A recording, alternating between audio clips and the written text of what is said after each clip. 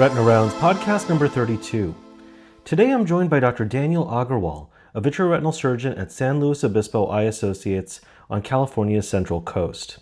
In this episode, Daniel shares hard-earned pearls from his first job search in retina, what he wishes he had focused on, and how those lessons helped him pivot to a second position that was a much better fit both professionally and personally. Whether you're a fellow sending out your first CVs or an attending rethinking your current role, this is a candid, practical conversation you won't want to miss. Okay, welcome back to the RetinaRounds Podcast. Today we've got a special guest, Dr. Daniel Agarwal. Dr. Agarwal has shared with us this past week a couple of really complex surgical cases, which we've all had an opportunity to learn from. But the reason I wanted to have Dr. Agarwal on the channel today is because our relationship goes back, about 5 years ago when we worked together on a Business of Ophthalmology dinner for the UCLA residents and fellows. And he's had an interesting trajectory and path in his career, and I thought his experiences would be really helpful for some of our young trainees who are thinking about what job they're going to pursue out of fellowship, or if they're already in a job, maybe they're thinking about a different path. So, Dr. Agarwal, thanks so much for joining us. Thank you, Pradeep. This is great. I have never done this before, so I'm a little nervous, but also excited.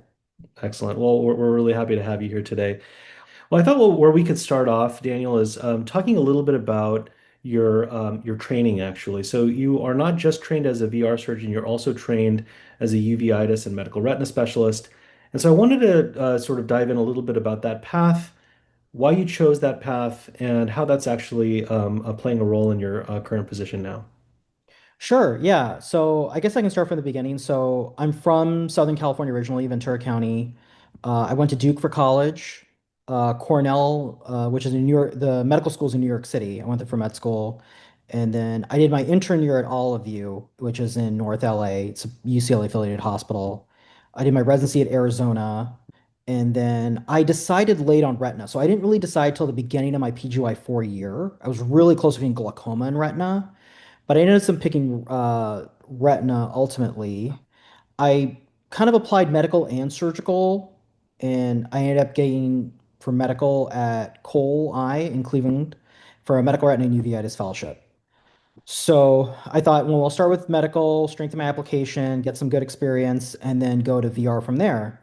But uveitis was really on the first of my lists when I was thinking, okay, like how can I take advantage of this fellowship? But the uveitis at Cole was extraordinary. I mean, it was just super complex stuff every single day. I mean, the clinics, people would come from all over, like Toledo, Columbus, like Buffalo, all over like the Great Lakes region to Cleveland for uveitis care. And you'd see it. And these clinics would be filled with like 40, 50, 60, 70 patients sometimes with complex uveitis. So I learned a lot. I learned kind of what labs to order, what not to order, and kind of how to triage things if you didn't really know what was going on, which can happen pretty often in uveitis. So from there, I went to Yale for VR fellowship, and then I graduated in June of 2020, and then I came back to California.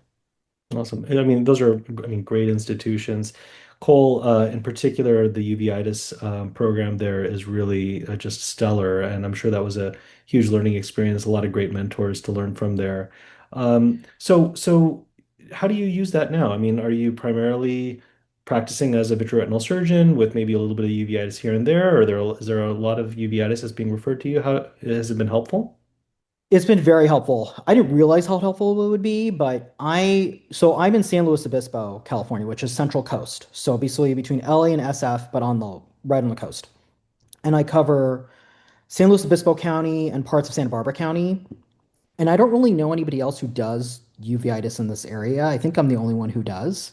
So a good amount of it ends up going to me. Some of it's like referred, some of it just organically shows up. And I would say probably 15, maybe 20% of my patient population is uveitis. So it's not a huge amount. I don't really do like uveitis surgery, but like medical uveitis, I do a fair bit.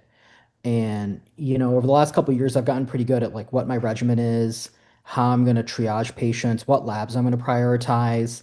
And I have a really good relationship with the rheumatologists in the area. The rheumatologists here are awesome. We're very collegial, and they've been really helpful going back and forth with me about figuring out what treatments I need. and what would work best, what may not work best, and working with the patient's insurances, which unfortunately can be challenging. Yeah. Yeah, it strikes me that especially for somebody who's looking for a job, having that extra niche can be really helpful in securing a position because there's a lot of really talented vitreoretinal fellows who come out every single year. But when you have that extra, something extra on your in your training background, whether that be uveitis or perhaps an oncology fellowship or something different that you can bring to a practice or to a region, in your case that can really help set you up for success to be able to thrive both clinically and I would assume that that translates also into a thriving surgical practice. Yes, it definitely helps. These patients though take more time. They're not as smooth as like your 8 week, 12-week injection patient where you just like talk with them a couple minutes, look at the OCT, inject, and leave. So, it's a plus and minus where you're more attractive to practices, but then, if you have a big uveitis component, then it might affect your production or your productivity, and that might affect how much you take home. So that can be a little bit of a negative, but overall, I think it's a big plus. Plus, it makes you more confident that, look, I can handle this stuff. If it randomly comes to me, great, I know what to do. And then you kind of know what's like, all right, this is super complex. We got to send you to a major academic center. And that's been a big help for me because I do have a couple very complex patients where I share them with the docs at Stanford or Dr. Choi at UCLA, who's been a huge help. That's great. And so with the medical retina fellowship, it sounds like there was a lot of uveitis. Was there also a component of inherited retinal diseases or other aspects of medical retina that were involved? There was a component of inherited retinal diseases. We had a clinic. It wasn't too often for me, but I had some component, and then I had some exposure to ocular oncology as well. Although I don't primarily practice those and I don't see much of those, it would say it gave me the tools to know, okay, this is kind of what I should expect. These are the things I should be worried about. And this is the point where like, all right, this is too complex. You got to go to a major academic center. Right, right. Yeah, so yeah, that's interesting. There's sort of two approaches one can take, I think. The path that you took, which is to do separate fellowships. I think that especially as I was interviewing candidates, it became clear that many of them wanted all of that wrapped up into one institution, looking for a place where they could get a little bit of uveitis, a little bit of oncology, a little bit of inherited retinal diseases, obviously the bread and butter of vitreoretinal surgery.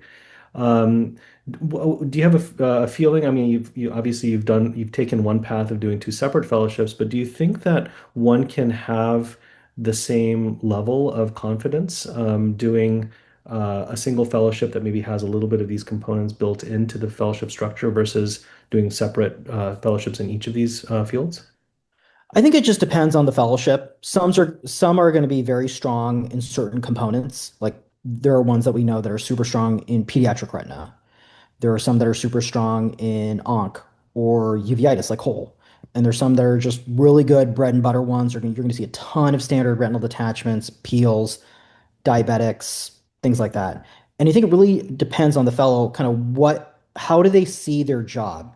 Are they thinking, okay, I'm going to be in a clinic, private practice, seeing patients. All right, let me focus on bread and butter and maybe a little bit of uveitis versus I want to be maybe more, I'm seriously considering onc, then you should focus on that. Or want pediatric retina to be part of my practice, then that's something they should focus on. It just, it's very difficult to find a fellowship that will encompass all of that in the depth that a fellow would necessarily want. So they really have to think, well, what are the things most important to me for what I might want to do when I start becoming an attending, and then focus on that. Right, right. So you completed your training and you're looking for your first job. So tell us about that process. Oh, that was a never a dull moment there. I was looking Southwest. I'm from Southern California. I wanted to be close to Southern California, like an hour flight, day's drive ideally. And it's a competitive market. And I was searching in 2019, 2020. So this was pre-COVID. And even still, it was pretty competitive. Sometimes you have to give and take a little bit with these jobs. I would say I've been interviewed at several places. At the end, I think I signed my contract 3 days before COVID shut down the NBA. So it was like really in the nick of time. When I was looking for jobs, I think the important things that did some good things and did some things that I should have changed in retrospect. So I wanted to look at places like I said in Southern California, but also, I didn't really look too hard in like, well, is this practice PE? What's their structure? Is this multi-specialty? Like, is this a lot? Do they have a lot of HMOs? What's their payer mix? Like, I didn't really know what questions to ask, and I wasn't probing as much as I should have. Now I asked some good questions, but not as much as I should. In patient, fellows are going to want to know about partnership track and sense of like, well, can I be a partner here? Things like that. So you can get a sense of that, but they're not going to open all their financials like to a fellow and say, hey, like this is what it's going to look like. Here's how you're going to become a fellow. Some will give you more information than others. So you just have to parse that out. I think the big question a lot of fellows are going to ask is if they want to try to avoid PE, the question is like how to protect yourself. So I think a few things is one, knowing what the rules are in each state about non-competes. So like California has no non-compete. So in theory, if your practice sells to PE, you can open up across the street. But other states have strong non-compete clauses. So if you sign a non-compete, you're you're either stuck working for that group or you have to move out of the area for a period of time before you can come back. And it's important to know those rules. And it's important to try to find ways to protect yourself. So you could try things like asking, well, are they planning to sell to PE? And they might say no, but they might be thinking about it behind your back. So the ways to protect yourself would be maybe, I got a clause included in one of my contracts where if my practice sold to PE, I could buy in at a small percentage before the sale was executed like a predetermined EBITDA. You could also do something where you get your non-compete dissolved if the practice does sell to PE, if you're in a state with a non-compete. So this is where kind of a lawyer or like your attendings or other fellows might be helpful to give you tips about what to do. But these are some things that I've been thinking about in terms of clauses either I've had it in my contract or that one could have in their contract.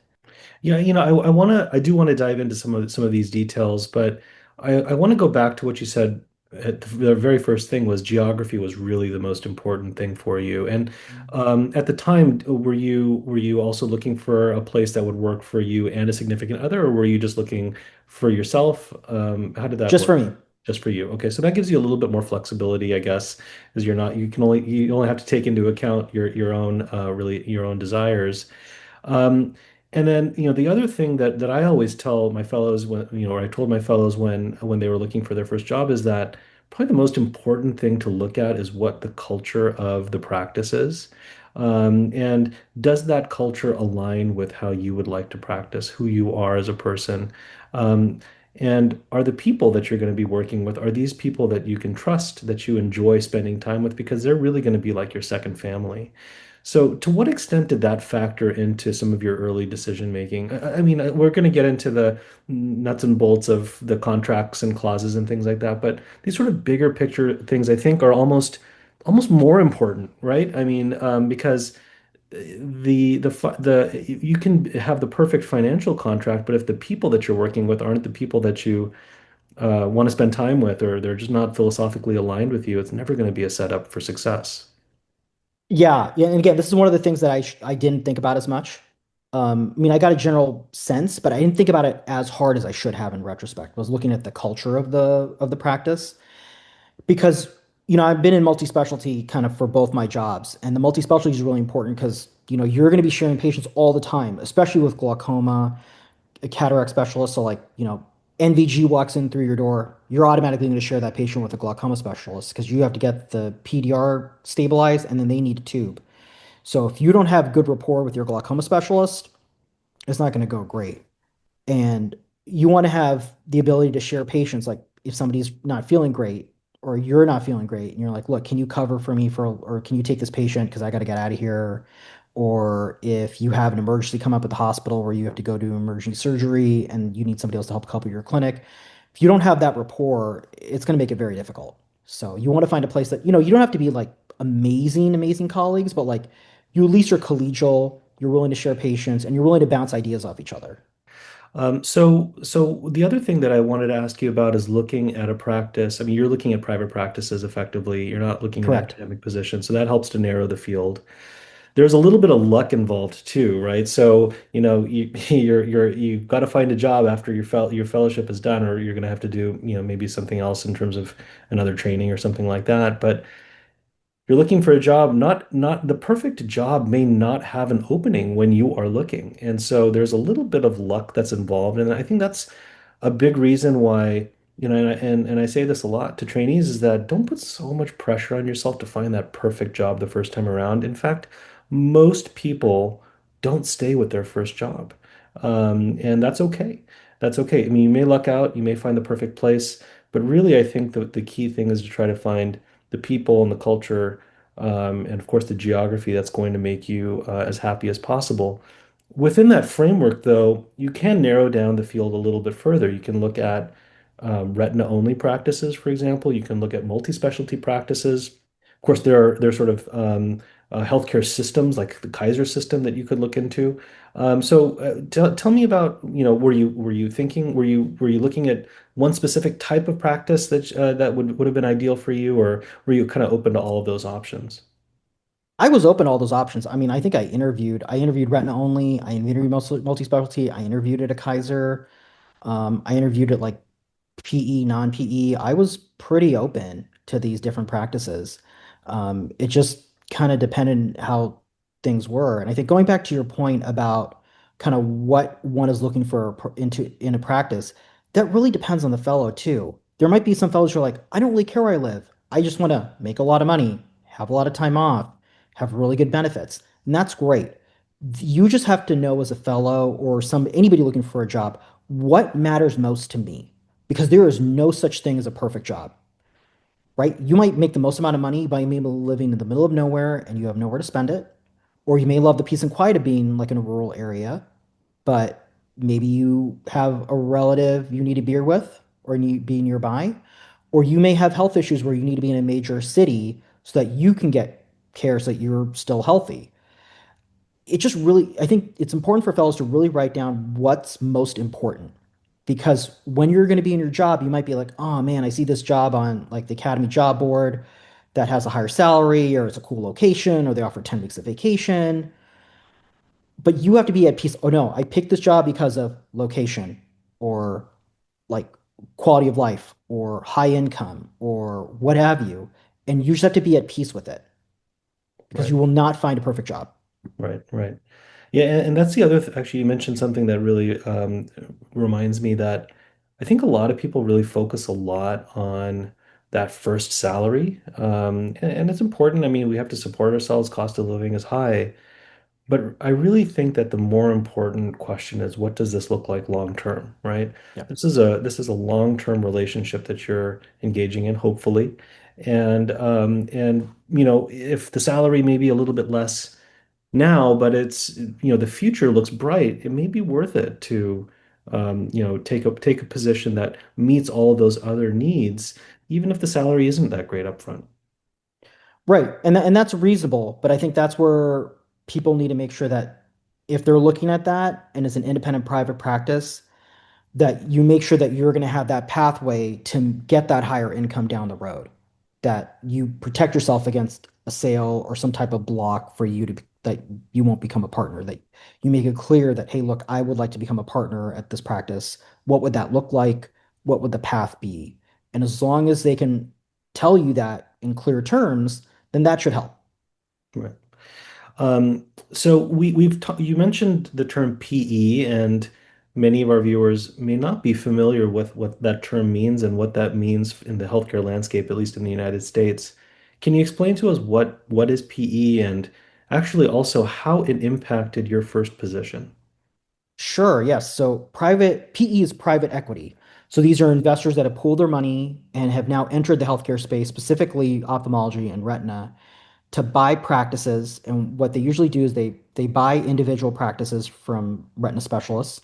They usually coalesce the practices together, either retina or multi-specialty or both, and then they make profit through economies of scale. And the idea is to consolidate them and then sell that whole kind of conglomerate add to another like group or hospital or big corporation for a big Bigger profit down fish, the road. a bigger fish, effectively. Exactly, a bigger fish. Right. So for me, how it affected me. So my first job, when I interviewed, my boss was like, "Look, I am looking to sell." And I was like, "Okay, it's not great, but again, Location was very important to me, and the location was great. Like I was with my family, I was back in Southern California. I knew the area like the back of my hand. And I was like, all right, well, I've heard some of these sales aren't too bad, and that, once it goes through, maybe it'll be okay. And if the numbers look okay, I'll probably stay. So the process developed, and I think about a year and a half in, the sale was announced, and honestly, it was not good for me to be in as part of the sale. So, I received the contract. My good friend is an attorney. My attorney reviewed it, and my attorney strongly advised me not to sign the contract. He said it was not well written, and there were all these clauses that were going to be negative towards me. I was not offered anything to stay. They would not offer me a dime, and they did not commit to practice improvements. So I was like, I mean, I can be here and I'd be in a good location, but at a certain point, like if I'm not being valued at all, then why stay? I mean, I've done two fellowships. I've gone to like, an Ivy League medical school. Like I'm pretty sharp. I should be able to find something better than this. So I resigned, like probably think within like a weekend of receiving the contract. So on one observation, one is at least the owner of the practice actually was transparent about the fact that they were interested in selling the practice. So that's at least one good thing. Not Yes. all practices are transparent about that, and you do have to take the practice at their word to some extent. Sometimes they'll say they have no interest in selling, and they end up selling anyway. In this particular scenario, at least you kind of knew that that was going to happen. You mentioned earlier that you there were things that you wish you had asked about or looked into that you didn't in retrospect with this first position. Would any of those things have technically mattered if at the end of the day the private equity contract that was given to you was just unacceptable? I think entering the first job, I should have asked like why have the other doctors left? Because the practice that had high turnover. So I'd Okay. want to know why there was such high turnover. And I should have asked more about the payer mix and kind of how that worked. Why does the I paramedic matter? The payer mix matters because it matters how much money will end up with you. So my first job had a lot of capitated HMOs. So capitated HMOs, I think a lot of people may not be familiar with that. It's basically the HMO says to you, okay, you will get our entire group of patients under this plan. In return, here is a check. You have to cover all these patients for this period of time with this check. Now, if you don't have to spend all the money, great, the rest is yours. Now, if you have to spend extra money, well, tough luck. You have to eat the excess cost. So that really hampered my productivity because I would see like, X amount of patients, but I would not collect much per patient because the amount I was getting was depressed due to this system. And there may be some restrictions on how you would like to treat a patient. For example, if you want to use one anti-VEGF medication versus another, or you feel maybe a surgical procedure would be a benefit versus not. There may be some limitations on what you can do. Is that true? Yes, Avastin and Triessence were the only things I was allowed to use. You'd have to use samples of Eylea if you needed to use something more, but pretty much 95% of the time it was Avastin or Triessence. Okay, so the system was challenging in terms of being able to grow financially. Um, and the new ownership group came in, and the terms of the contract were unacceptable. And you made the decision, and this is not a decision I'm sure you took lightly, although you made it fairly quickly, but it's a big decision to make, is that, hey, I'm gonna do something else, right? Right. And at this point, you're still on your own. You're able to make the decisions for yourself because there's people who may be in this situation too, but maybe they have a significant other who's got a great job, right? Or they're really tied to a certain area, and so they may not have the flexibility. But fortunately for you, you did. You had the flexibility to be able to say, okay, I'm going to go ahead and pursue something else. What did you end up doing? So after I left, I was working with a local general ophthalmologist, and we were trying to start a practice in like Valencia area, and we were trying to kind of negotiate kind of a takeover practice of an older physician. And we tried for a month or two, and it just didn't work out, just fell through, which these things happen, and that's fine. And then after that, did locums at UCLA All of You. So I knew it well. I did my intern year there. And that Well, was a for very those who don't rewarding know, experience, what is a actually. locums position for those reviewers who aren't familiar with that? Oh, of course. A locums position is basically just like a part-time position. So I was working there, I think, like a day and a half or 2 days a week. I was doing injections, and then I was also indirectly staffing the clinics. So, and the funny thing is, I didn't think that would be a part of it, but it was really enjoyable.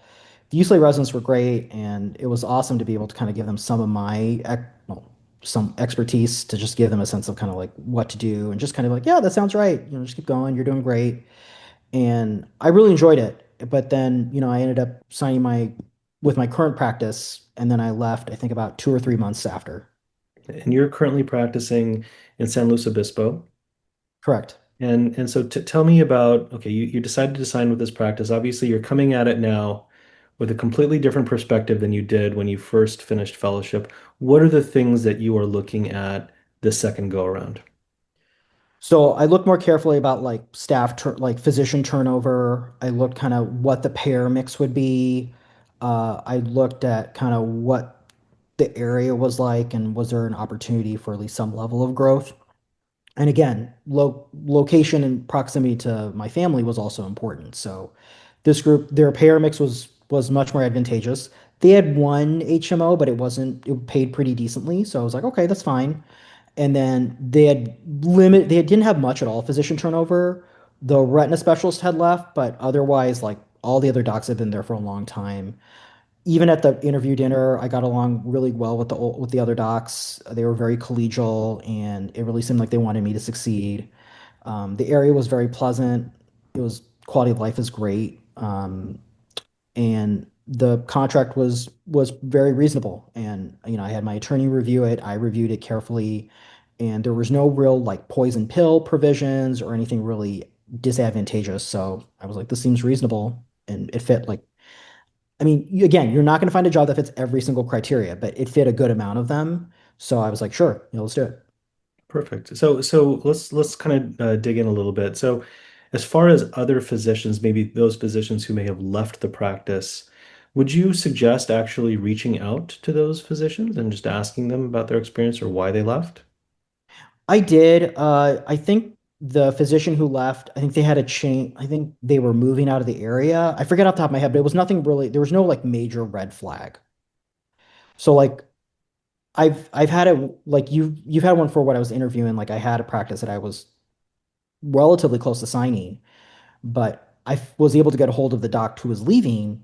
And then when I got a hold of the doc who was leaving this other practice, it was very clear to me that this practice was not good. So I did not sign with them. But the practice where I'm at now, there were no red flags that came up when I talked with the other physician. And the practice was willing to say, hey, here's her number. You can reach out to her. Right. So Right. That transparency, that's a good sign too. that is a good sign. So this practice is a multi-specialty practice. Correct. So tell us about some of the pros and cons of a multi-specialty practice versus, for example, a retina only practice. Sure. Pros of a multi-specialty, you have cataract and especially glaucoma in-house. So if you have somebody who has like NVG, just walk like you'll see the glaucoma specialist tomorrow. The glaucoma specialist has all your notes. If you want to do a combined case, which I've done a couple with our glaucoma surgeon, they're fun to do, they're rewarding, and I feel like I always learn something, and it's nice to have that other colleague there. Cataracts too. You can easily coordinate care if you need to get somebody for like a cataract before a vitrectomy for whatever reason or after. Um, Disadvantages. I think the biggest disadvantage is that I would have liked to have more full-time surgical retina colleagues with me, especially still as a younger physician, to bounce cases off of or how to like do like how to plan a complex case. We had one retina doc with us who is now retired, but was with us for like 2, 3 years, and he was a huge help. But there was only so much he could show me. He was really good with some of his surgical techniques, so I learned a lot from that. But some of the nuances of like medical management, it just he had trained a long time ago, so it was tough for him to do that level of like advice for advanced cases. But I think over time, you just learn and you never settle for your education. You're always working to get better. And I think, day by day, week by week, you get better. And then eventually you're just pretty comfortable with your day-to-day clinic. Yeah, that's actually a really interesting comment because when you are with other retina specialists, there will be some who are senior, some who are junior, and it kind of gives you an opportunity to have a mentor, have mentors who can help you in the process of learning, as you said, doesn't end after fellowship is over. We're always trying to get better and grow, and people who have more experience have a lot to share. We have a lot to learn from them. And Right. by the same token, having people who are maybe more junior to you, or down the road, having people who are more junior to you, gives you the opportunity to teach and mentor. And there's a growth process in that too. So that could potentially be, depending on the structure of the multi-specialty practice, that may be something that is somewhat lacking. But there's also, as you said, there's camaraderie that can be built with non-retina specialists, and it certainly makes it easy. I mean, referrals are probably pretty easy, right? You don't have to go out and drum up business so much because you've got your colleagues who are probably referring all of their retina to you. Is that right? Yeah, absolutely. Yeah. The vast majority of the retina gets referred to me. And then we have the HMO, so those patients automatically go to me there as well. So, and I would say one thing that you can think either as a positive or a negative of multi-specialty, since I'm the only full-time surgical retina, I can't handle everything that comes in. So like, you know, OR time is a challenge throughout the country and here especially. If I can't fit in like an RD in the next couple days, I have to send it out. It's just I don't have time. I mean, I try to whenever I can, but sometimes like I'm going out of town or they just their ORs like we only have nights available and operating at night at the hospital is not ideal if you can avoid it. So sometimes you just have to send it out. So I try not to do that, but sometimes you have to. Yeah, that's probably true also of people who are in solo practice, right? I mean, there's only so much one can do if you're in clinic and you have a surgical case. You can't be in two places at once. 100%. So what are some of the other things? So you did your due diligence regarding some of the other doctors who were in the practice. Obviously, you liked and got along with the people who are currently in the practice. Geographically, it met your needs. Um, the growth opportunity was there. The infrastructure seemed to be, met the needs that you were looking for. What are some of the other things that you also looked at as you decided on signing with this practice? I like that it wasn't just one site, that it was multiple sites. And in particular, so there's a more rural site I go to called Templeton. So it's not as busy, but it's nice in that area and it's good to serve those patients. And then down in Santa Maria, which is closer to Santa Barbara, it's about an hour from Santa Barbara. That one is a busier practice and has a lot of complex diabetic care.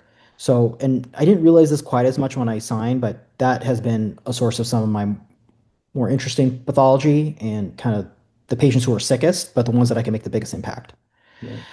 Um, but going back kind of in general, I mean, I think those are the main things that I was looking for in a practice. I don't think there was a ton else. I mean, I guess partnership. Yeah, partnership was definitely something that I was looking at too. So it was another plus was this was not a private equity owned practice, and there was a path to partnership. So that was something that I was interested in as well. Now, I'm not familiar with this, but for practices that have sold to private equity, even for their new associates that are coming in, is there sometimes an equity track so that they can actually be a part of that eventual second sale if that ever happens? There are shares you can buy in theory, but if you talk to different retina specialists and kind of like financial consultants, it's controversial how valuable those shares are. I mean, I've heard some colleagues say like, don't buy the shares, they're worthless, you're just wasting your money. And some say, hey, you should buy them because the second sale might happen. But if you look at if you look like a group like Retina Consultants of America, which has now had the second sale, I don't I don't know if they have shares available and if they are, how that works. So like because I don't know if there'd be a third sale or if there's profit with those shares. These are questions that are important for the fellow or anybody applying for the job to understand this in detail. What do these shares mean? What do they provide? And like, do you have voting right? Like, how does this work? Because there's so many things with these shares. Can you vote? Do you get profit interests? Are you like are you paid first before other creditors or like how does that work? So I just don't know that much about it, but definitely it's important to ask a lot of questions if that's available to you, how these shares work and like how the financials work behind them. Right. So, and in your practice, when you first joined, obviously you're not a partner in the practice, but you're the only retina, at least the only full-time retina specialist.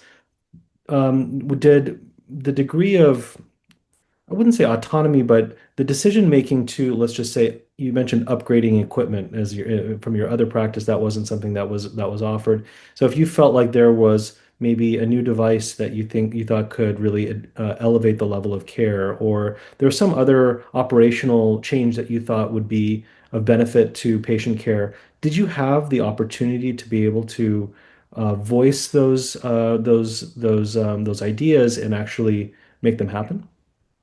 I was able to voice the ideas, but honestly, like our equipment, I haven't really had a super pressing need to like we have to get this equipment. I mean, there's been basic things like, okay, we need gas in all like in at least a separate location that we didn't have, and they bought it right away. That was no issue. But like we have Optos cameras in every location. We have pretty good OCT machines. We have an integrated imaging system. I mean, OCTA I've never really felt like is essential for me because I have FA capabilities at all my sites. So it wasn't something super pressing. Um, I mean, our cryo machine, I mean, I've been thinking about getting a new cryo machine, but honestly, I've been able to make do for pneumatics just doing laser after I inject gas, and I found it to be a little more elegant and less inflammatory. So I haven't felt the pressing need to buy a new cryo machine or have my office buy a new one. So I've been okay, but like, smaller things like, needing new indirects and stuff, I just tell them, I was at a conference, I got a good deal, and they were like, yeah, let's just do it. So it was a really big deal. Perhaps something that another person in your shoes who's kind of looking at a practice may want to think about is to what degree, if you do think that there may be changes that need to happen, to what degree is the practice going to be open to some of those changes? You mentioned also that you had an attorney look at the contract that you got from the private equity group, that you had them review the contract for the practice that you're currently at. I can't tell you how important it is to have someone with expertise in these matters look at the contract.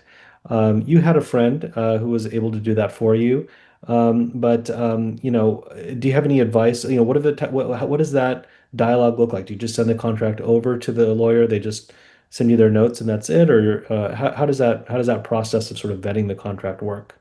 Sure. So there are ophthalmology specific lawyers who review contracts. I don't have the name off the top of my head, but many other retina colleagues will have them. So if you, or you can even look it up, they'll have it available. You can just say, hey, look, I have this contract. I want to make sure there isn't something that's super concerning or something that may really hurt me down the road. And these an ophthalmology specific contract lawyer will know like these are the clauses in general tend to hurt the employees the most. Let's make sure these are not in there. Or you could say, I want to make sure there's no non-compete, and I want to make sure that this contract gives me some protections against X, Y, and Z. This also means it's important for the fellow to review the contract in detail themselves, him or herself, not just say, hey, read it, please read it, attorney. It's great that you are able to find an attorney and have them review it, but it's your contract. You're ultimately responsible for what's in it if you sign it. So you should know what's in it. And if you're not sure what's in it, that's a great question to ask the attorney. I don't understand what this clause means. Please, attorney, tell me what this means. Or like, is this dangerous to have this clause in there? Like these questions are really good because then the attorney can guide you about like, okay, yeah, that's fine. Or, oh no, that's weird. Or this is weird. This is worded oddly. Let's fix it. Because even with my contract, like I read it pretty thoroughly, my attorney read it thoroughly, and even a couple of years later, there was like one or two clauses that ended up being pretty vaguely worded, and that kind of caused we had to work through it. So, and that's with two people reviewing it carefully. So it's really important to review it. Now, if you're going to like a major academic site like UCLA or Cole, or they'll probably have some boilerplate contract that's been vetted by multiple attorneys and that they use for all their new like hires. So there may not be much wiggle room there, and they probably will have a pretty airtight contract, but it's still good to have it reviewed by a contract attorney. Yeah, absolutely. And yes, so definitely somebody who's familiar with ophthalmology and the ophthalmology landscape because that expertise can really go a long way. Let's just say you go through the contract, you review it with your lawyer, you've identified any potential landmines in it, but maybe there are some areas where you feel like, you know what, I'd like to negotiate certain aspects of this contract. Were you ever in that position, either your first or your second position, where you maybe submitted some potential revisions to the contract? The first one, not so much. I had very little wiggle room. The second one, I had a little more wiggle room, and I was able to negotiate a few things. So I negotiated protection in the contract against a sale to PE, which I was mentioning a little earlier, that if they were to sell, I could buy in at a small percentage before the sale went through. Um, you can, if you're in a state with a non-compete, you can try to water down the non-compete or figure out a way to maybe like for tail coverage, you can try to negotiate tail coverage. Maybe like if they sell to PE, the tail coverage is covered by the practice. There's Well, all these different things you what's can tail do. coverage? Good question. Tail coverage is like malpractice insurance for a physician who leaves the practice. So let's say you leave a practice on because you're retiring or you're moving to a different state or for whatever reason.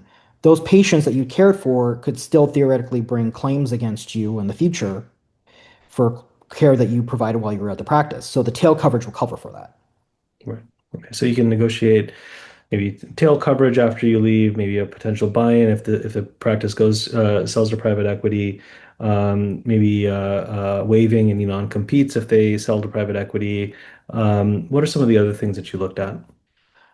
Vacation. So this was a thing that I didn't realize from my first practice was my second practice. Unpaid, like unlimited PTO is not a good thing because if you have unlimited PTO, then they don't have to pay you anything out once you leave. If you What's have PTO? defined paid time, I'm sorry, so That's used to these okay. terms, paid time off. In fellowship, I'm sure many fellows who are watching this are probably getting somewhere between 3 and 4 weeks a year of paid time off. That's usually standard. And for your first contract, usually I've seen 4, maybe 5 weeks is standard of time off, maybe a week of continuing medical education, CME built in as an additional week or built in as a week. It's important to know the rules in your state, whether if you leave a practice and you have time off remaining, does the practice have to pay that to you or not? I think in California they do. But if your practice says they have unlimited paid time off, well, then there's nothing they have to pay you. So that's something important. You can negotiate the amount of paid time off. If you're maybe starting a family or you have young kids at home, negotiating maybe leaving at a certain time. And this is why it's really important for you, like I said earlier, any fellow to understand what's their priority in a contract, just like what's their priority in a practice, and prioritize those things. Because you're not going to get everything you want in your contract, but maybe you can get the top 2 or 3 things, or at least get parts of 3 or 4 things, and you want to prioritize what matters most to you so you can get the bang for your buck there. Yeah, in really mature practices where maybe there have been a number of other associates that have signed effectively the same contract, you may be in a position where there's not a whole lot of wiggle room because everybody's pretty much signed the same contract. Certainly, that's true at major academic institutions. There may not be as much flexibility, but I don't think it hurts to ask but it also it matters how you ask, right? Because the people that you're asking, they're going to be your colleagues. They're going to be your potentially your partners, and you don't want to sort of soiled the relationship even before it started, really, right? So I think asking is okay within reason is okay, but also doing so in a respectful way and not a sort of a demanding way, I think is really important as well. What do you think about that? No, I think that's very reasonable.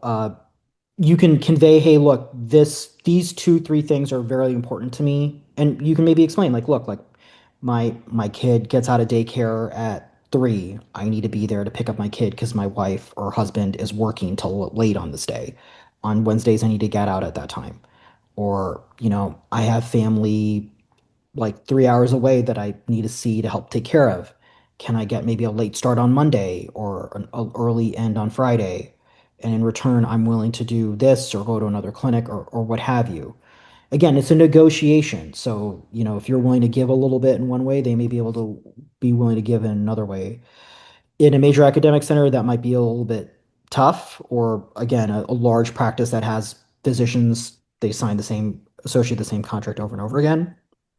You just got to do your best to get whatever you can. And I think the important thing also when you're negotiating these contracts is the mindset. You're not a fellow when you're negotiating this. You're going to be you're a future attending. So our whole life training for this moment has been, you just accept what's been given in front of you. You get into med school, this is the tuition, this is the coursework, this is the clerkships, residency fellowship. Here's the contract. It's boilerplate. There's no negotiation. There's a match. But now it's different. You are an employee.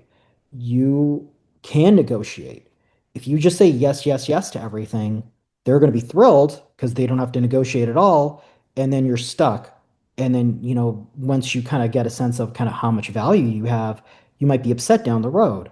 So definitely remember that you have value. Whoever's watching this, you're a fellow young attending, you have so much value to this practice because you're going to be producing so much for them in a short period of time that, you want to be reasonable with your requests, but you can make requests.